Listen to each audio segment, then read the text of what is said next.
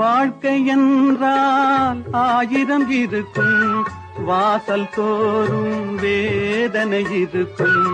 வாழ்க்கை என்றால் ஆயிரம் இருக்கும், வாசல் தோறும் வேதனை இருக்கும்.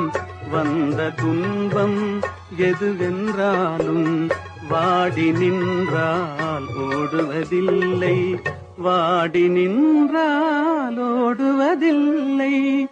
எதையும் தாங்கும் இதயம் இருந்தால் இறுதி வரைக்கும் அமைதி இருக்கும்.